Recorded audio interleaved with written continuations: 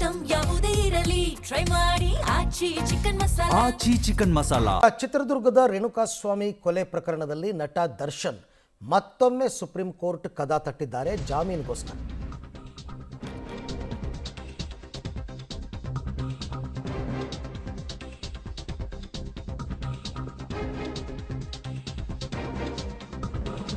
ಜೈಲು ಸೇರಿದ 8 ತಿಂಗಳ ಬಳಿಕ ಮತ್ತೆ ಅರ್ಜಿ ಸಲ್ಲಿಸಿದ್ದಾರೆ ನಟ ದರ್ಶನ್.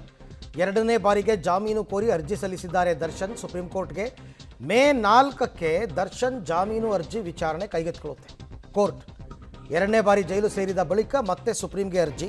ಹಾಗೆ ನೋಡೋಕೆ ಹೋದರೆ ಹೈಕೋರ್ಟ್ ಜಾಮೀನು ಕೊಟ್ಟಿತ್ತು, ಸುಪ್ರೀಂ ಕೋರ್ಟ್ ಜಾಮೀನು ರದ್ದು ಮಾಡಿತ್ತು ಆಗಸ್ಟ್ 14ನೇ ತಾರೀಕು. ತಕ್ಷಣವೇ ಶರಣಾಗೋದಕ್ಕೆ ಸೂಚನೆಯನ್ನು ಕೂಡ ಕೊಟ್ಟಿತ್ತು. ಆಮೇಲೆ ಅವರು ಶರಣಾದರು. ಈಗಾಗಲೇ 8 ತಿಂಗಳಿಂದ ಜೈಲಲ್ಲಿದ್ದಾರೆ. ಈಗ ಮತ್ತೊಮ್ಮೆ ಜಾಮೀನಿಗೆ ಅರ್ಜಿಯನ್ನು ಹಾಕ್ಕೊಂಡಿದ್ದಾರೆ. ಮುಕುಲ್ ರೋಹಟಗಿ ಅವರ ಮುಖಾಂತರ ಈಗ ಅರ್ಜಿಯನ್ನು ಹಾಕ್ಕೊಂಡಿರ್ತಕ್ಕಂಥದ್ದು.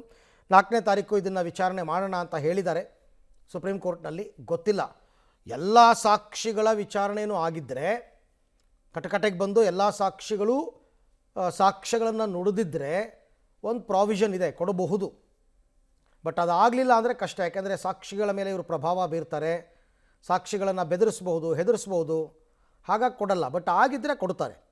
ತುಂಬ ಕೇಸ್ಗಳಲ್ಲಿ ಕೊಟ್ಟಿದ್ದಾರೆ. ಈ ಥರ ಪ್ರಕರಣದ ಎಲ್ಲ ಸಾಕ್ಷಿಗಳ ವಿಚಾರಣೆ ನ್ಯಾಯಾಲಯದ ಮುಂದೆ ಆಗಿದ್ದರೆ ಸಾಧ್ಯತೆ ಇದೆ.